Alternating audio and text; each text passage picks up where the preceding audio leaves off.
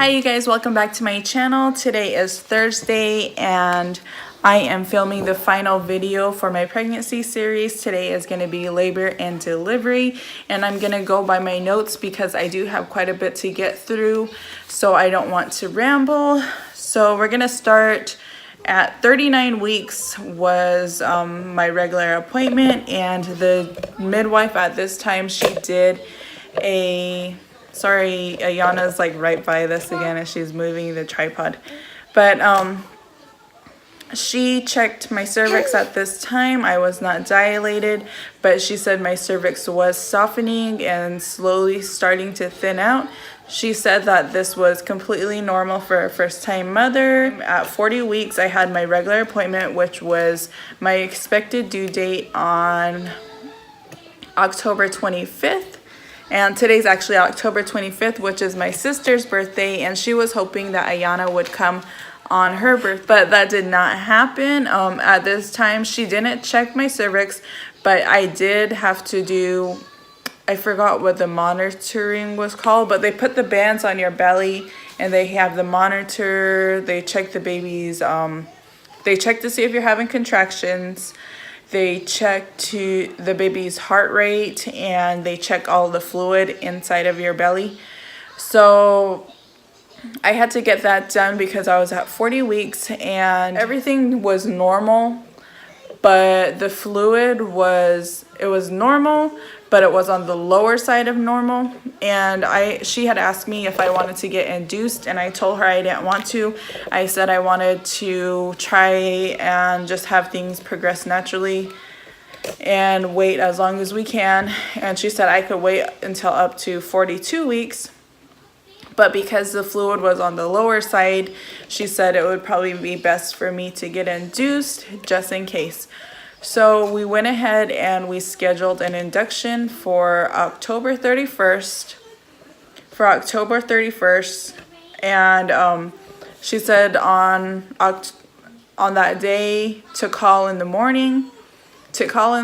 Around 6 o'clock and let them know that I was scheduled for an induction and make sure that they have room for me. When I called the L&D, they didn't have any beds available and no rooms. They were like completely booked up.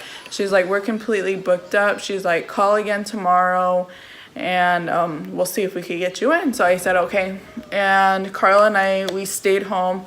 He was already off that day because we thought we were going to go in, and so he was off work. Well, the next day, November 1st, that night, so the night of Halloween night, October 31st, I kept waking up all night. Like, I would sleep for probably 2 hours at a time, and then I would wake up from contractions, and they were not like really bad, but they were enough to like wake me up. But as soon as I got up, because I would like wake up, I'd walk to the kitchen and get something to drink, and by the time I was like up and moving around, they were gone. And then I would lay down and I would like lay there and try to like feel them to see if I could start timing them, and I wouldn't feel anything, so I would just go back to sleep. And then sure enough, 2 hours later, same thing would happen, and it kept happening. And let's see, I have it right here. So at 4 o'clock, I got up again with the same contractions again, like mild, very mild contraction woke me up. I got up, I needed to use the restroom, so I went to the restroom, and at 4 a.m. was when I lost my mucus plug. So this was November 1st at 4 a.m. I lost my mucus plug, and I knew what it was. I was like, oh my gosh, okay, so it's gonna start. I was expecting my contractions to pick up, and you know, I was ready to go. But Carl was still sleeping and I didn't want to bug him. So I laid back down and I was like, let me just try to sleep again and, you know, just relax until things pick up. And around 5 o'clock, I had this like weird feeling, like I needed to use the restroom, but I didn't need to go.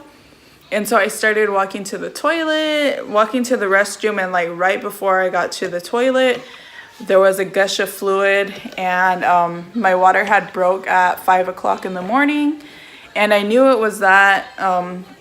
My midwife had told me, she's like, at this time, like a lot of women mistaken like urine leak. They're leaking urine, like they're kind of peeing on themselves, but they think that their water broke, but actually they just peed on themselves. So she told me just like if something like that happens to put on a pad and check, and if you keep leaking fluid, then it means your water broke. I knew it was my water that broke. I changed. I took a quick rinse in the shower. Carl was still asleep. I didn't want to bug him. I still wasn't getting any contractions, but I changed. I put on a pad and I was still having fluid leak. So I stayed up and I just came into the living room, and I think I started drinking some water. I was drinking water, and I think I might have had like a snack or something, or like cereal. I can't remember. But I know I was up and I started texting my mom, and I messaged his sister and I told them my water broke. Well, I told them I lost my mucus plug, my water broke, and I'm just waiting. I said I'm gonna wait until 6 o'clock to call the LND because they told me to call in the morning. And so I was just up and I was on my birthing ball. Well, it's actually a fitness ball, but I used it as a birthing ball. And I was just up, bouncing, doing hip rolls. And at 6 a.m. I called the LND, and once I told them like I was scheduled to have an induction on the 31st, but there was no beds, and I was told to call back today. The nurse was like, "Oh, we're all full." She's like, "Try again tomorrow." And I was like, wait. I had to like stop her because she was ready to just hang up on me. And I told her, I said, "Well, I think I need to come in." I was like, "I'm pretty sure my water broke." I told her, I broke down everything to her, and I told her the timeline, and she said, she asked me again, like, "Are you still leaking fluid?" I said, "Yes, I am." And she was like, okay. Well, come in whenever you can, and we'll see if we could get you in, but right now we're full. So Carl got up, and I told him, after I called, I told him everything that happened, and he started getting ready. I just told him, take your time, because I wasn't getting any contractions and I didn't feel anything. So there was really like no big rush, I felt like. So Carl started getting his stuff together. He got ready. We had breakfast here because they told me to eat before we go in. We didn't get there and checked in until 10 a.m. and then we got into the exam room. We didn't get a labor and delivery room at this time because they were still all full. And I think there was one room available, but they said they're waiting for somebody to come and clean it out. So we just waited, and it was kind of like an exam room. It was a smaller room. And I remember we did a L&D tour probably like a month before, and they were telling us that if they get full and they have those rooms available, they'll just keep you in there. So I was thinking, like, are we gonna have to give birth in this like little tiny room, and like, you know what I mean? It's gonna be all squished in here. But I was like, whatever we have to do, we'll do it. Well, I got there, and we were waiting for the doctor, and the doctor came in around 10:30, and he checked to see if I was dilating, and to make sure that my water was broken. And sure enough, my water was broken, and I was 3 centimeters dilated. They asked me if I was having contractions, and I told them they were like really small, but I wasn't feeling them, like they weren't consistent.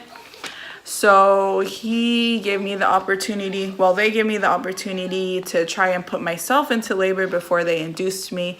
And they only gave me a couple hours, and there really wasn't much to do. I think the only thing that we did was we walked around, and I did some squats like the day before, but I didn't do any there at the hospital. So no contractions were starting, and the nurse went and hooked me back up to the machine, and they started monitoring the baby and everything like that. She said I was getting contractions, but they were very, very small. They weren't strong enough. And because my water had already broke, they said that they were going to have to induce me because my water already broke. So I can't just be walking around with it like that. or waiting for it to start on its own. So at 3 p.m. we finally got our room and they started me on Pitocin with the IV. They started some fluids first and then they started the Pitocin. It took like 20 minutes, I feel like 25 minutes for the Pitocin to kick in, and they were like super strong contractions. Like they were so strong because like I couldn't just lay there like being in pain and just laying there. I couldn't do it. I needed to be moving around. I wanted to walk, you know what I mean? Like I wanted to walk around. I wanted to do stuff while I was having contractions, and or in between contractions at least. But they still had me on the IV, and then they had me hooked up to the monitoring thing. They didn't have the portable one. I asked her if they have the portable because they do have it. I know they have it there because I was told they have it. But she was like, okay, we'll get it later. You know, I'll bring one in. And she just kept saying that. And finally I was like, can I just at least sit on the birthing ball by my bed? And she's like, yeah. So she brought over the birthing ball and I sat by my bed and I was, bouncing, doing hip rolls as much as I can to just work through the contractions. And they really started picking up to where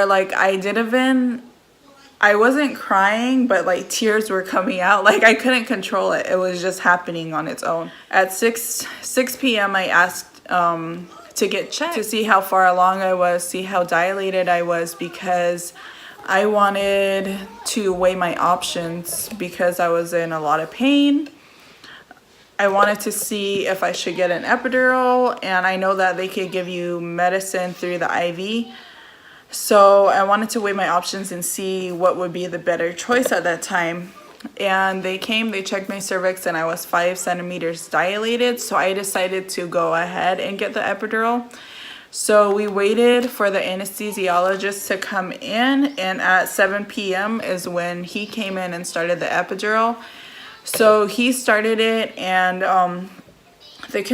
once he was putting the needle in, I of course couldn't see him. I was sitting up and crouched over, but I could feel, he called them zingers on my right side. I felt, I think, 3 of them. And so every time I felt them, he would tell me to let him know what side it was on. And I told him they were all on the right side. He got it through and got it all hooked up, and we waited a while, and the only side that it worked on was my right side. So my right leg was completely, not completely, I could still move it, but I could still feel and move my left leg, and I could still feel the contractions. I could still, they're full force. I could still feel them. It didn't do anything for the contractions. It just numbed my right leg. That's it. So they had me lay on my side to try and use gravity to get the medication or the epidural stuff over to the other side, so that I'm not feeling the contractions, just to get everything leveled out. And I laid on my side like that from 7 to 9, and there was nothing I could do. I just kept grabbing the side rail of the bed rail.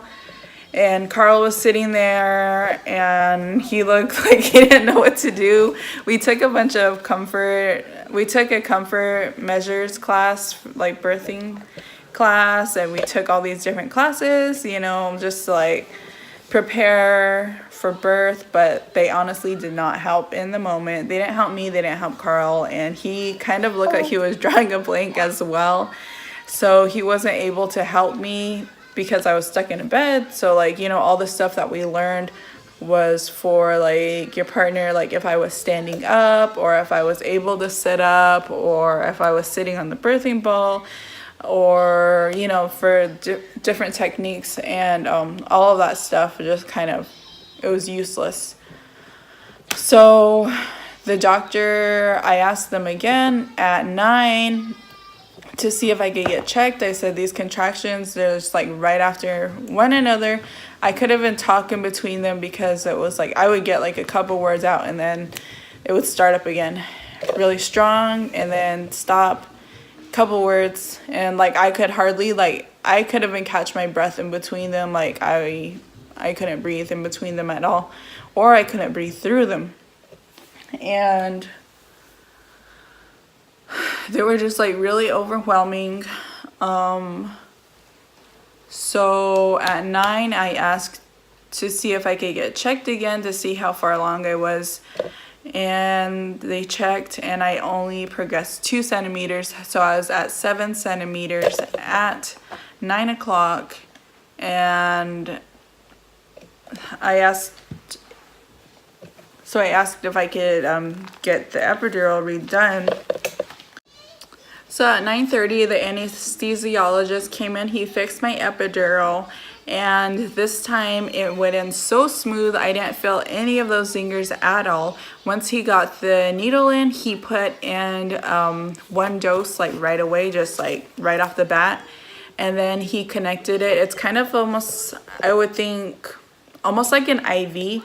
And then they gave me like a little button to press, and he told me I could only press it like, I think it was every 15 minutes. So like as soon as he put that on there and he gave me the button, I pressed it like right away. So you're getting like a steady flow, but if you press the button, it kind of gives you like an extra shot. So once, like, I kept looking at the clock, and every time I would hit it, I think 4 times, and Carl was sitting like on the little chair, and he started taking a nap.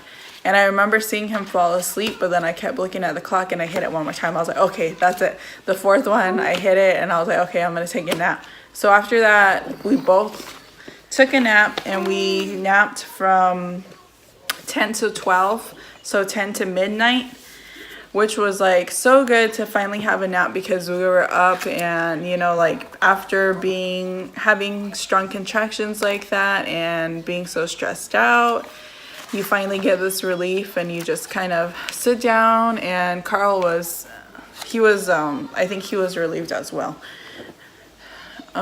Because when I was having my contractions, he was just kind of like, oh my gosh, like there was really nothing he could do, like just seeing me in pain.